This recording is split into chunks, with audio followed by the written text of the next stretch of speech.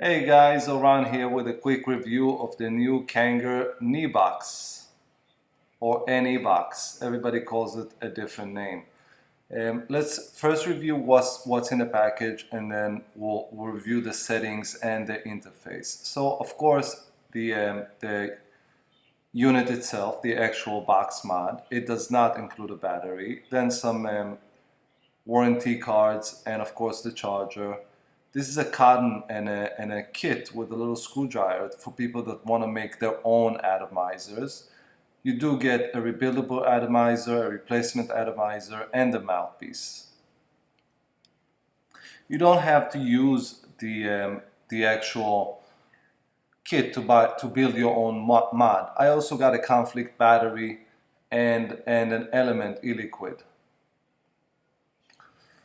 So the NEBOX. First, there's a built-in tank. Unlike other mods, it does not use an external tank that you have to purchase separately. The tank is inside the actual device, and I think it's a pretty good thing because it's less likely to break and everything. Over here we got the coil. If we want to change the coil, we just gotta unscrew this, change the coil, and screw it back in. And if we use the rebuildable atomizer, then of course that's where we screw it in.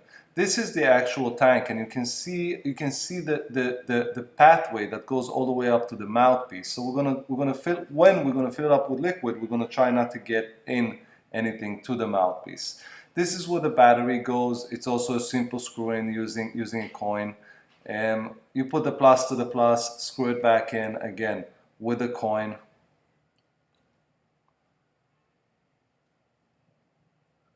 And the battery is in.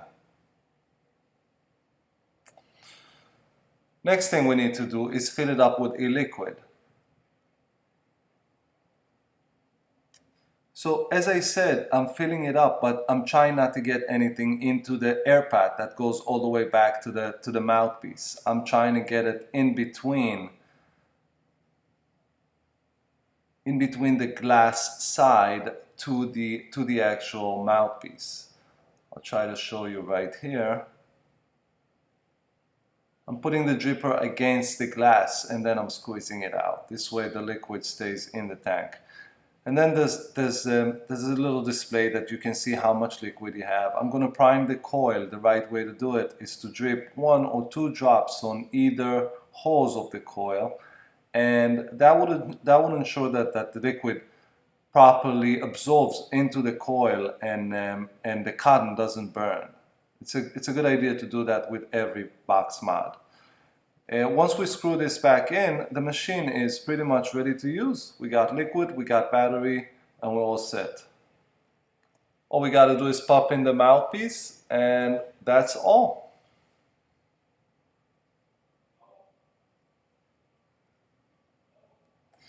Now a little bit about the interface. 5 times click on the power button would turn the machine on, as we can see here. Once it turns on, you see the temperature, and you can set the temperature to whichever one you like using the plus and minus buttons. It's worth mentioning that this is a temperature control unit, meaning once you set the temperature, then you don't have to worry about anything else. To get into the settings screen, like I did here, you press the plus and minus buttons twice, and then you can toggle the settings between preset temperatures, and I'll show you how to preset those settings in just a little bit. We can toggle settings and press the power button in order to choose. For example, I chose a 600 Fahrenheit, and I can of course make adjustments with the plus and minus signs, but we would like to set our own temperatures into the device, and we're going to do that by pressing the power button for 5 times and turning the machine off, then holding the plus and minus buttons for 2 seconds while the machine is off.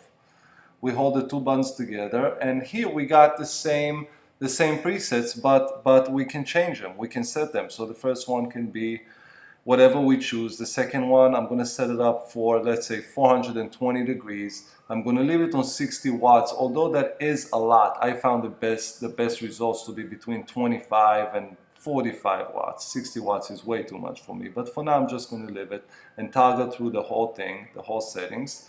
And once we get to the off screen again, 5 clicks on the power button will turn it on, and holding the plus and minus for 2 seconds while the machine is on will get us to the settings. And now you can see that setting number 2 is 420. All I gotta do is press the power button and that's it. I selected the 420.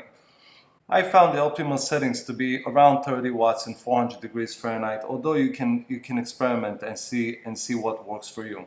That's it, guys. The Kanger is a pleasure to use. It produces great vapor. Subscribe to our channel if you like it, and see you all later.